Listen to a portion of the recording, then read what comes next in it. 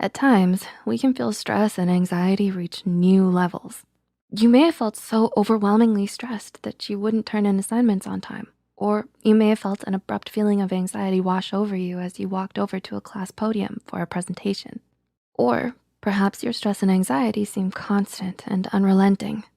It may be difficult to do seemingly simple tasks at all because you're too overwhelmed by your anxious thoughts and stressful to-do list. Well, to help relieve you, here are some daily habits that can reduce your stress and anxiety. Number 1, washing dishes. Washing dishes? Yeah, you heard that right. According to researchers at Florida State University, washing dishes can have a positive effect on your well-being.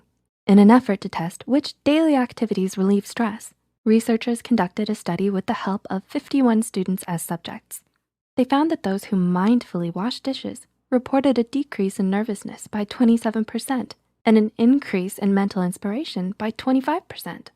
The control group, on the other hand, did not experience any of the positive effects of mindful dishwashing. So how can you practice mindful dishwashing? You simply have to be aware of your senses while washing the tomato sauce off your lasagna plate. Focus on the smell, although it might not be great. Try focusing on the smell of the soap. Also, focus on the warm water and the feel of the glasses and plates in your hands. Grounding yourself in reality by focusing on your surroundings can help you relieve stress. Number 2, cuddling, hugging, and holding hands. The relaxing feeling of a cozy cuddle or warm hug. Well, that loving feeling you get when you hug, kiss, or hold hands with someone is likely due to the increased flow of endorphins humans often get from a loving hug. According to several studies, the pleasing chemical endorphins increase from cuddles and hugs, while the release of the stress chemical cortisol slows from hugs. So next time you have a chance to hug someone you love, go ahead. You'll only feel happier, and they will too. If you don't have anyone to cuddle with right now, a plushie would work too. Number 3, make good posture a habit. I bet you're slouching right now, aren't you? No? Then you've made me proud, Psych-to-goer. You've made me proud. Slouching? Well, don't worry. I'll teach you the benefits of great posture, my little slouchy grasshopper. We are all guilty of slouching at times, but there are some positive effects on maintaining correct posture. According to a study in the Journal of Behavior Therapy and Experimental Psychiatry, upright posture can have a positive effect and reduce fatigue. The preliminary study's conclusions suggested that adopting an upright posture may increase positive effect, reduce fatigue, and decrease self-focus in people with mild to moderate depression. So maybe you're feeling a little bit tired or inattentive. Try maintaining good posture for 3 minutes and see how you feel after. Still feel tired? Maybe take a nap next. Number 4, view stress as a challenge. When we are stressed or anxious, we often feel discouraged and, well, feel even more stressed or anxious due to these feelings in the first place. Think about it. If you continue to ruminate on a worrisome thought, your anxiety and stress will only grow. Instead, try viewing stress as a challenge. Psychologist Kenny McGonigal recommends in her book, The Upside of Stress, to reframe any stressful event or anxious circumstance as a challenge. Preliminary research shows that those who adopt this mindset exhibit fewer stressful events and suffer less from negative health effects. Use this response to stress as an opportunity to grow as a person.